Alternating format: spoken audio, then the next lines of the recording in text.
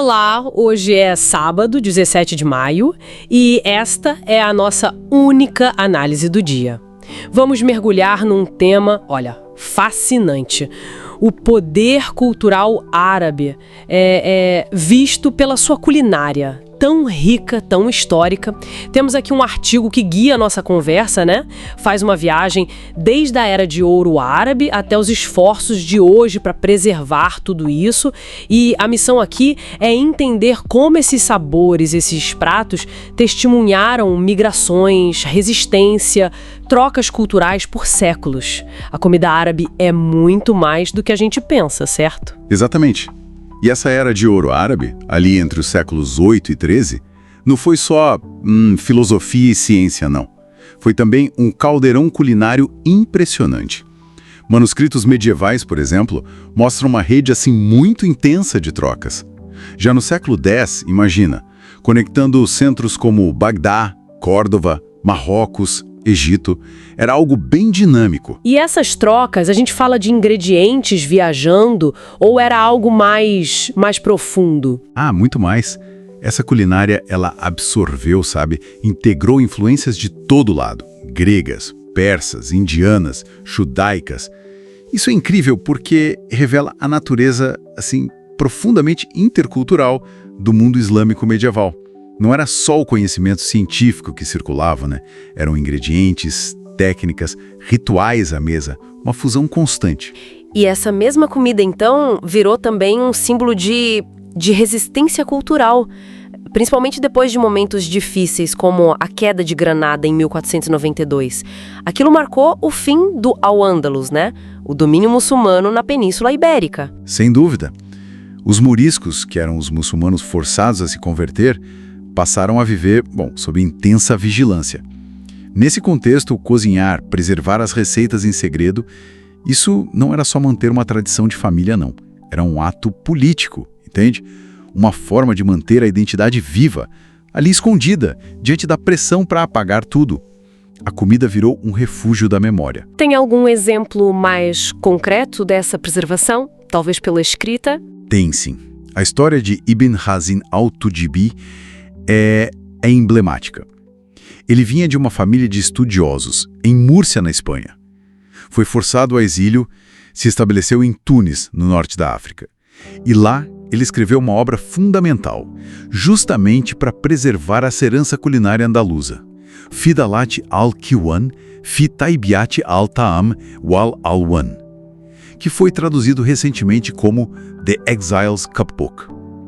Esse livro é muito mais que receitas. É uma cápsula do tempo.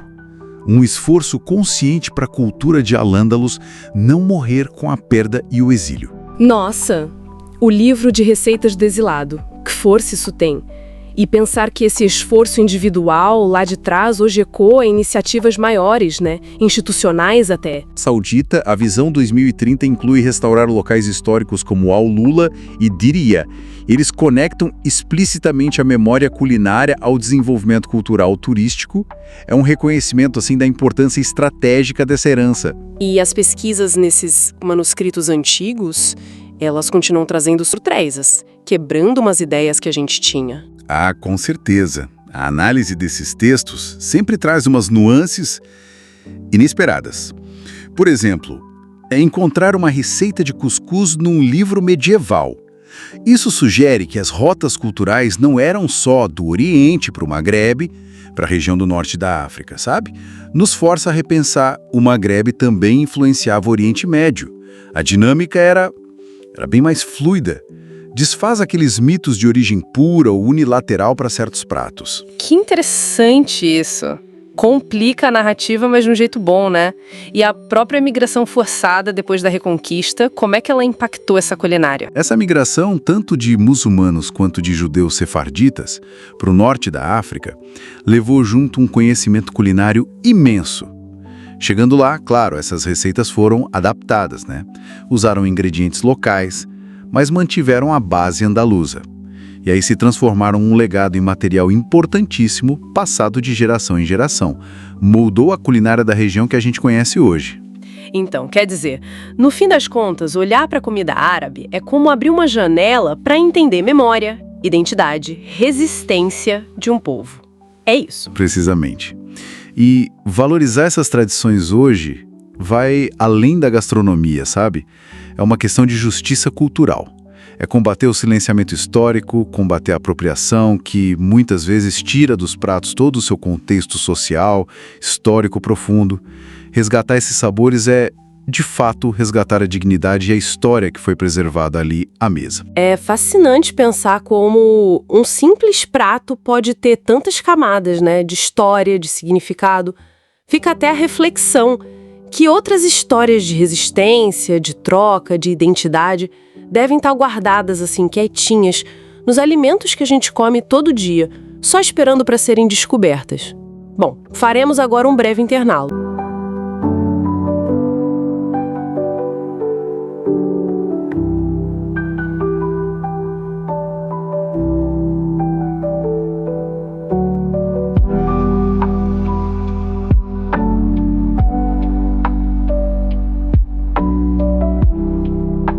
Estamos de volta. E agora, gente, para fechar nossa conversa, vamos entrar num assunto, olha, fascinante. A compra da divisão de jogos da Niantic, sim, aquela do Pokémon GO, por uma subsidiária ligada ao Fundo Soberano da Arábia Saudita. E a ideia aqui é ir um pouco além, né? Entender como essa aquisição bilionária se encaixa numa estratégia bem maior de geopolítica e soft power. É um movimento bem significativo. A compra foi feita pela Scopely, né? Que, na verdade, pertence à Savvy Games Group. E essa Savvy é controlada pelo Fundo de Investimento Público, o PIF, lá da Arábia Saudita. Certo? Foram, 3,5 bilhões de dólares só nessa transação. Mas isso é só uma parte, sabe? De um investimento total de quase 38 bilhões de dólares que eles planejam para o setor de games global.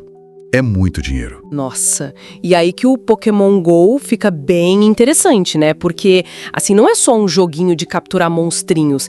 É, na verdade, uma plataforma gigantesca que coleta dados geoespaciais em tempo real, com os próprios jogadores mapeando o que é importante para eles. Exato. Os Pokéstops são o exemplo mais claro disso, né? Um mapeamento quase que participativo. Sem dúvida. E o controle sobre essa base de dados global, que é alimentada voluntariamente por milhões, né? Isso é um ativo estratégico, imenso. É um tipo de informação contextual sobre o que as pessoas valorizam nos lugares onde vivem, sabe? Algo que mapa tradicional, imagem de satélite, não captura. O portal 195.ai até levantou essa bola, né? Sobre as questões de privacidade, o potencial de vigilância digital que isso abre. É complexo. E essa aposta bilionária em games não é um caso isolado, imagino. Faz parte de um plano maior lá da Arábia Saudita, certo? Exatamente. Está totalmente alinhado com a chamada Visão 2030. O objetivo principal é claro: diversificar a economia. Querem reduzir a dependência do petróleo. Investir em games, em entretenimento digital, é um caminho central para isso. Especialmente se a gente pensar que, 2/3 da população saudita tem menos de 30 anos. É um público enorme para esse mercado. Faz todo sentido. Então, além dessa questão econômica da diversificação, entra também a imagem internacional do país. Precisamente. Aí que entra o conceito de soft power. Aquela capacidade de influenciar outros países não pela força, mas pela atração cultural, ideológica. O Financial Times, a Euronews, eles apontam isso, que esses investimentos massivos, e não é só no Pokémon GO, compraram a ESL Gaming também, gigante dos esportes. Ah, sim, lembro disso. Pois é. Tudo isso visa projetar uma imagem de modernidade, de abertura tecnológica para a Arábia Saudita. Mudar a percepção global. Que nos leva àquela discussão sobre o games washing, né? Parecido com o sports washing. Sim, é um debate super importante que surgiu. Alguns analistas usam esse termo, games washing. A ideia seria usar esses investimentos populares na cultura gamer para, digamos, suavizar a imagem do país. Tentar ofuscar críticas internacionais, principalmente em relação a direitos humanos. O caso do jornalista Jamal Khashoggi sempre volta à tona nessas discussões. Mas, por outro lado, olhando para dentro do país, a gente ouve falar de algumas mudanças sociais, né? Direitos para mulheres que foram ampliados. Isso não complica um pouco essa ideia de ser só fachada? Como que isso se encaixa? Olha, é uma tensão real. Existem reformas acontecendo? Sim. Ninguém nega. A questão que muitos analistas colocam é sobre a profundidade, sabe? E a motivação por trás disso. São transformações genuínas, estruturais, ou são movimentos mais calculados para melhorar a percepção internacional? Para facilitar justamente a atração de investimento, de turismo, como está lá na Visão 2030. A intenção parece ser usar essa linguagem universal dos games, como até o EGBI sugeriu, para se conectar globalmente e até integrar essas experiências digitais com projetos locais, tipo museus. E agora com a Scope ali no comando, que é conhecida por estratégias de monetização bem agressivas. Talvez a gente veja mudanças até no jeito como o Pokémon GO funciona, como ele gera receita. Entendi. Então, no fim das contas, o que a gente está dizendo é que jogar Pokémon GO para milhões de pessoas no mundo todo, agora se insere num contexto geopolítico muito mais complexo. A pessoa tá ali jogando e talvez nem saiba que está contribuindo, mesmo sem querer, para um projeto político-ideológico bem maior. Exatamente. Transcende o puro entretenimento, né? A reflexão que fica, eu acho, não é nem só sobre o jogo em si, mas sobre entender as regras do jogo maior. O jogo em que nós, como usuários dessas plataformas, estamos inseridos. Quem realmente define as regras quando tem tanto poder, tanto dinheiro, tanta influência em jogo? Fica a pergunta. Chegamos ao fim da nossa análise de hoje. Ufa!